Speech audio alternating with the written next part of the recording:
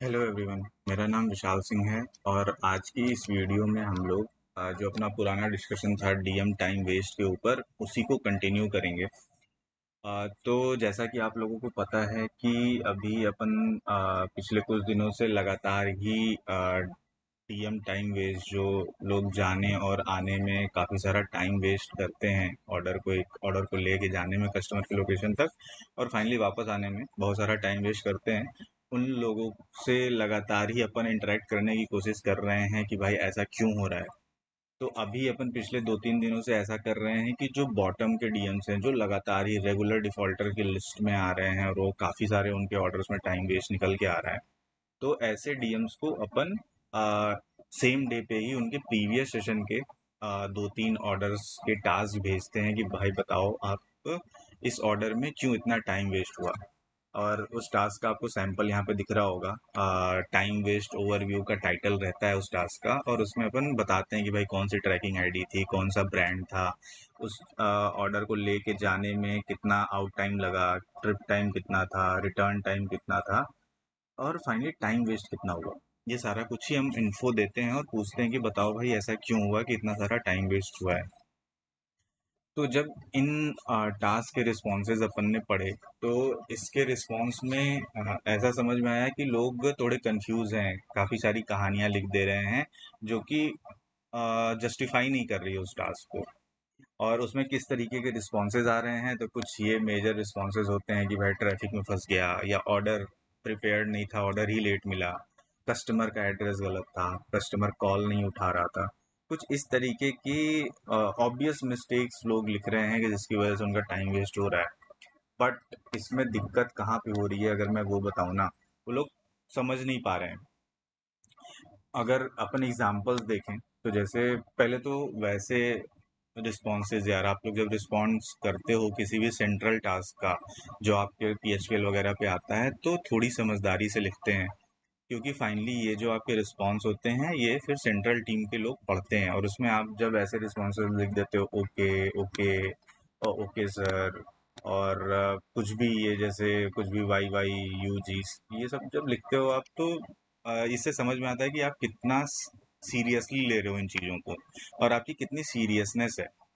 तो पहली तो रिक्वेस्ट यही होगी कि भाई इन टास्क के रिस्पॉन्स थोड़े सही से देते हैं ताकि जब ऊपर कोई पढ़े तो लगे कि हाँ किसी समझदार लड़के ने इसको रिस्पॉन्ड करा है। तो इस तरीके के टास्क के रिस्पॉन्स की उम्मीद नहीं होगी। फिर अपन बात करें जैसे अब ये ऑर्डर की बात करते हैं अपन। इसमें क्या हुआ है कि ये लिख रहे हैं कि भाई कस्टमर कॉल पिक नहीं कर रहा था। तो ऐसे केस में क्या होगा कि ऑर्डर को डिलीवर करने में ज़्यादा टाइम लगना चाहिए। ये नहीं होना चाहिए कि भाई रिटर्न में ज़्यादा टाइम लगे। और अगर इस ऑर्डर की बात करें तो इसमें क्या हुआ है कि भाई ट्रिप टाइम तो 11 मिनट का है, लेकिन डिलीवर करने के बाद कस्टमर के लोकेशन तक आने में 58 मिनट लग रहा है। ऐसा तो क्यों होगा? अगर भाई कस्टमर कॉल नहीं पिक कर रहा है तो उसमें जाहिर सी बात है आपका ट्रिप का टाइम ज़्यादा होना चाहिए, बेसिकली डिलीवरी के पहले का टाइम ज़्यादा होना चाहिए। एक बार डिलीवर्ड हो गया तो डिलीवर करने के बाद आउटलेट तक वापस आने में तो भाई कम ही टाइम लगेगा ना, वहां पर तो इसका कोई रोल ही नहीं है। तो ऐसे केसेस में भाई ये रिस्पॉन्स का कोई मतलब ही नहीं बनता है। तो जब भी आप कोई टास्क का रिस्पॉन्स दे रहे हैं तो भाई उसको समझिए तो पहले कि उसमें पूछा क्या गया है या फिर कौन सी गलती हुई है। बहकाने की कोशिश नहीं करना है, क्योंकि भाई जब सब सामने से रिस्पॉन्सेज पढ़ते हैं तो समझ में आता है कि हाँ जेन्युइन है या नॉन जेन्युइन रीजन दे रहे हैं। सेम अगर बात करें, कस्टमर को टाइम से डिलीवरी करना है। अरे करना है तो अपन वो थोड़ी पूछ रहे हैं, अपन तो ये पूछ रहे हैं ना कि भाई क्यों लेट हुआ। जैसे अभी इस ऑर्डर में ट्रिप टाइम 7 मिनट का है, वापस 88 मिनट में आ रहा है। कोई मतलब ही नहीं है भाई इतना लेट करने का। पक्के से कहीं ना कहीं कुछ तो टाइम वेस्ट हुआ है। कस्टमर कॉल नहीं उठा रहा है तो ऐसे केस में अगेन डिलीवरी करने में टाइम लगना चाहिए, ना कि वापस आने में टाइम लगना चाहिए। तो अगर ऐसे केसेस को भी आप मैं देखूं, अगर ये वाला केस तो इसमें ट्रिप टाइम 3 मिनट का है, रिटर्न टाइम 19 मिनट का है। यहाँ पर तो ये ट्रिप वाला टाइम ज़्यादा हो जाना चाहिए था ना, ना कि रिटर्न वाला टाइम ज़्यादा होना चाहिए था। तो भाई ऐसे रिस्पॉन्सेज नहीं देने हैं जो मतलब लगे कि भाई आप बस बहका रहे हो। यहाँ पर तो आप कुछ भी कहानी लिख दी है ना, जस्टिफाई नहीं हो रहा है रीज़न ये। अगेन एड्रेस गलत डालेगा, तो इस केस में डिलीवरी में टाइम लगना चाहिए, ना कि वापस आने में टाइम लगना चाहिए। सेम कहानी यहाँ पर भी है भाई, ट्रिप में इतना सारा टाइम लग रहा है। फिर ये जो एक केस है, इसमें बोल रहे हैं भाई ऑर्डर लेट मिला, तो ऑर्डर लेट मिला तो भाई पिक लेट होगा। ऐसा नहीं होगा कि ऑर्डर को पिक कर ले रहे हो आप, उसके बाद आउट टाइम में बहुत सारा टाइम लग रहा है।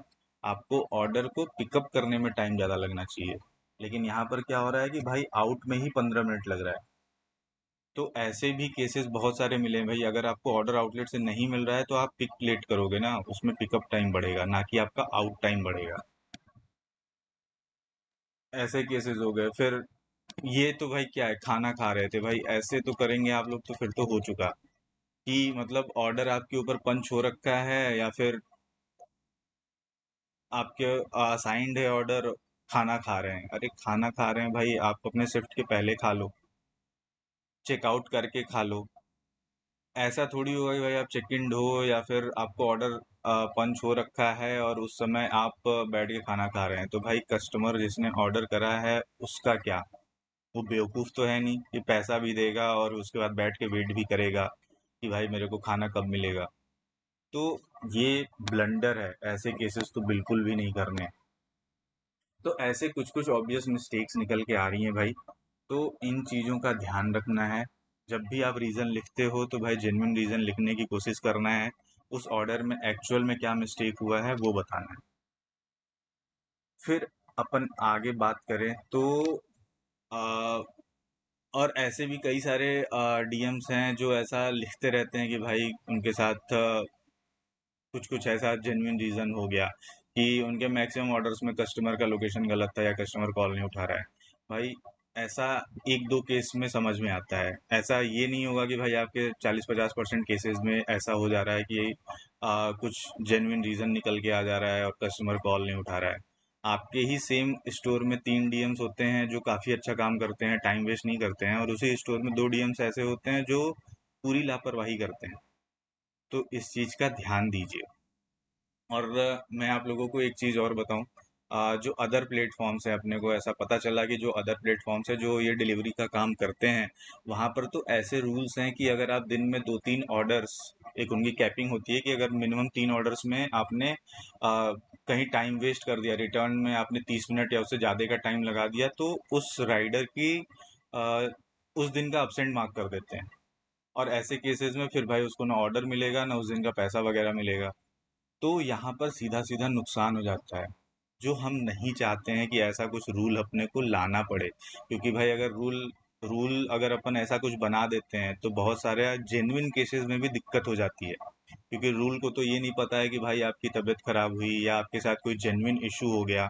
अगर रूल बनेगा तो वो सारे केसेस के लिए सेम तरीके से फॉलो हो जाएगा। तो उस केसेस में, ऐसे केसेस में फिर क्या होता है कि भाई जेन्युइन रीजंस में भी राइडर को दिक्कत हो जाती है, और अपन वो नहीं चाहते हैं कि अपने को ऐसा कुछ रूल बनाना पड़े।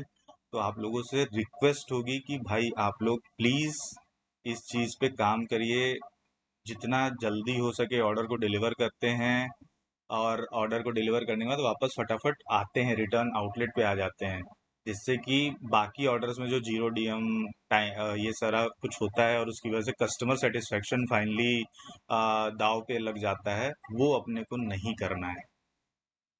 तो इस चीज़ का ध्यान रखते हैं। आई होप इस वीडियो के बाद आप लोग इस चीज़ पे काम करके फटाफट सही करवा लोगे। Thank you.